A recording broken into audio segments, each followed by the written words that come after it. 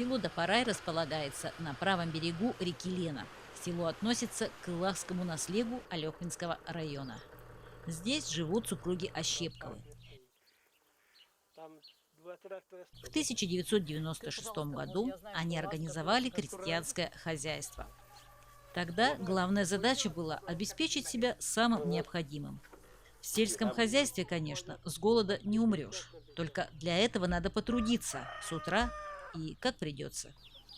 Направление выбрали сложное – зерновые. Была главой крестьянского хозяйства в 1996, как вспомню, с сыновьями занялась крестьянским, вот и с того времени пошло-поехало. Теперь уже и младший сын дальше продолжает династию фермеров. Хорошо. Иван Виссарионович. Очень благодарна Виссариону Андриановичу, Александре Никитичне Сильверце. Вот это я хочу подметить. Первые шаги вот большого с размахом нашего хозяйства, вот зерновыми, она поддержала. Без каких волокит и без ничего нам дала те земли, которые были под сельхозугодие. Они и раньше были пашнями, но были заброшены. Не изгороди, не земля уже проросла все этим преем, этим всем березками.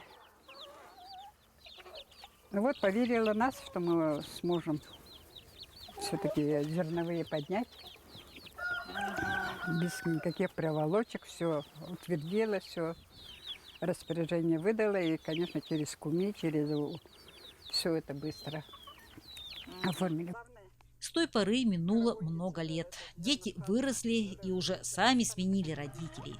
Крестьянское хозяйство возглавил Иван Виссарионович. Одно из главных направлений так и осталось – зерноводство.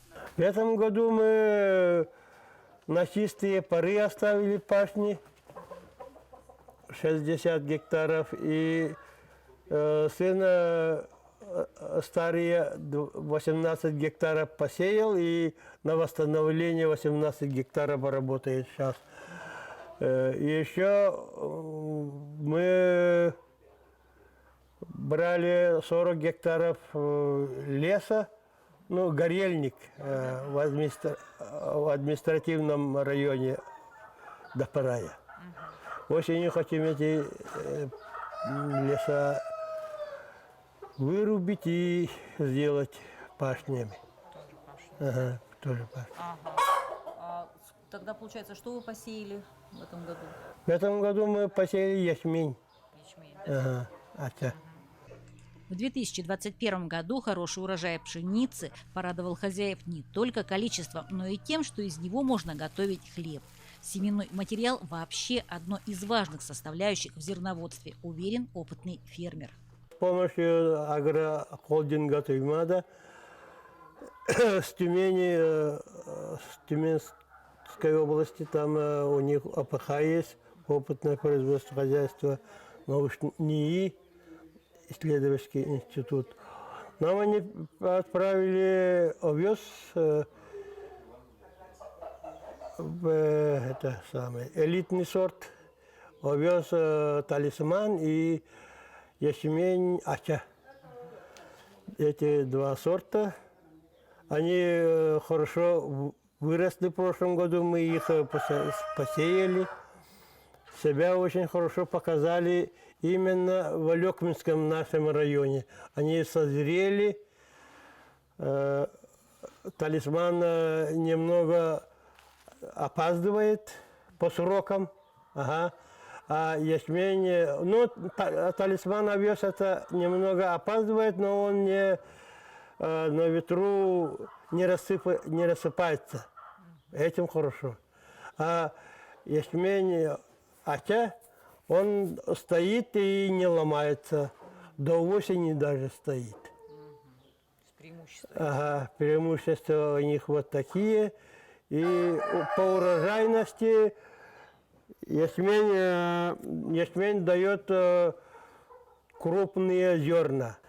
Кроме того, выращиваете пшеницу, да? Да, это пшеницу мы выращиваем. Мы пшеницу купили у нашего госсорт участка, у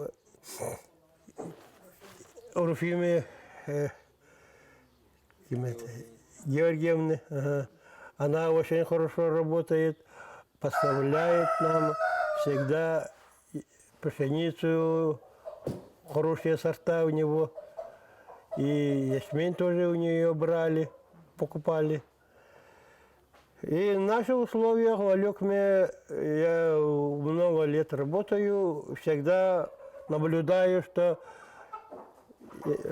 пшеница созревает полностью, становится твердым и идет на хлеб, на лепешки, на лай. Это какой сорт? Это сорт Туймада. Его создали там АПХ Намигу. Наши. Там много лет они создавали. Это долгая работа. А в этом году супруги решили по-своему отметить столетие республики. И идею подсказали детям. У Ивана Виссарионовича всего 68 га, 25 в Тыгрюке и 32 в этом Булгунях-Тате. И мы с Виссарионовичем еще в начале этого года решили к столетию Якутской АССР сделать объему довести до 100 га. Попросили, написали заявление, Иван Виссарионович написал в главе Макаров, в то время Макаров, чтобы в Тыгрюке 15 га и в Булгунях-Тате сколько получится. В Тыгрюке нам не дали, но в Булгунях-Тате сказали, вот возделайте вот этот горельник под пашню, под это. Так что работа у нас предстоит большая. 40 га надо возвести, поднять селину. Когда человек живет своим трудом, он самой жизнью учится быть практичным и хватким. Зерно есть, да, покупателей хватает. Но удаленность наслега тоже имеет место быть. Еще один из сыновей, посоветовавшись, решил заняться скороспелой отраслью – урями.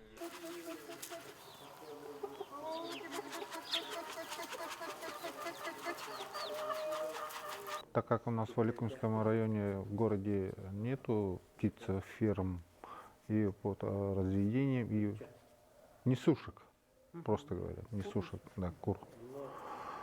И насчет сейчас, я вот только начинаю с нуля. У нас вообще есть база в Дапарае, крестьянское хозяйство. Брат у меня Ощепков Иван Виссарионович занимается зерноводством, выращивает 3 вида зерна.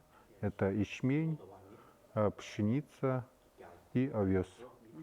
Так как есть у брата сырье, и решили заняться птицефермой. Ну, выращиваем. Своеобразный семейный подряд. Да. Несушек. Ну вот, как-то так. Сколько хотите взять для начала? Вот для начала 500. От 500, да, до 2000 и более. Весной первая партия уже попискивала, а следом пошла вторая, затем третья. В это время первый вылуп уже исправно несет яйцо. Холодам петушки обеспечат желающих домашней курятиной, а курочки выполнят продовольственную задачу – выдать яйцо. Выписали из Оренбурга база Норма называется, да? Инкубатор по 520 яиц. Оно очень отлично к нам. Мы оплатили, все привезли, до дома доставили. И мы вот вывели один вывод последний вот на инкубатор Норба база, а остальные мы вывели через матрицу. Еще самый первый вывод в этом году у нас был индюшата. 70 индюшат вывели и всех продали через 2 недели. Индюшатами решили сами не заниматься, просто курами. Думали, они несовместимы друг с другом, и поэтому отдельно только курицами. Первый вывод уже начинает у нас нестись. Второй вывод вот растет, бегает. И вот третий мой вывод, малыши, тоже начинает осить. Каждое утро делаю мешанку из комбикорма, которую мы заготавливаем сами из пшеницы. Виссарион Андрианович на дробленке заготавливает вот дробленку. Туда залаживаем витамины, неделю один раз рыбий жир и примеси куриные. Комбикорм, считайте, не покупаем. Своим этим обходимся. Короче, примеси на эти дробленку, и получается у нас отличный комбикорм. Едят за милую душу, целый день вот так вот клюют. Подходят, подлетают, прибегают. Вы планируете это развивать как-то? Ой, не хочу наперед сказать, но у нас, конечно, планы на будущее. Не знаю, как сын отнесется, но мы сына поддерживаем, Александра Виссарионовича. Местность Допарая не имеет больших угодий для пастбищ. Тех, кто держит коров для молока, особенно для сдачи, держит их на островном селе Кыллах. Однако жизненный опыт нашел еще одно применение – вырастить телят на мясо. Хозяин уверен, это было бы выходом для многих, кто держит скот, но не может сдавать молоко. Купили еще 6 телят. Поэтому нашим коровам по две теленка выходит. И выращиваем их на мясо. Хотел бы сказать вот что.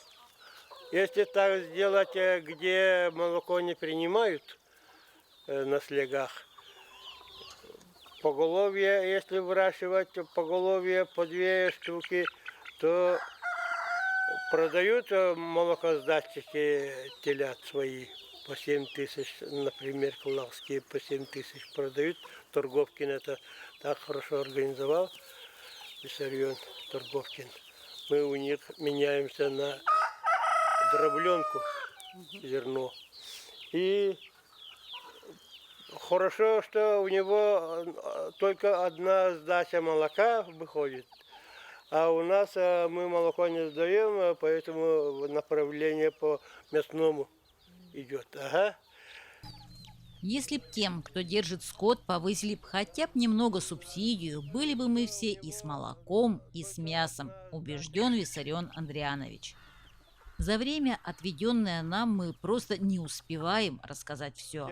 А ведь это лишь небольшая часть того, что люди, живя на земле, научились применять с огромной пользой. И о том, что таким хозяевам года не беда. Ведь планов у них не счесть. А когда есть мечты и планы, отступает все.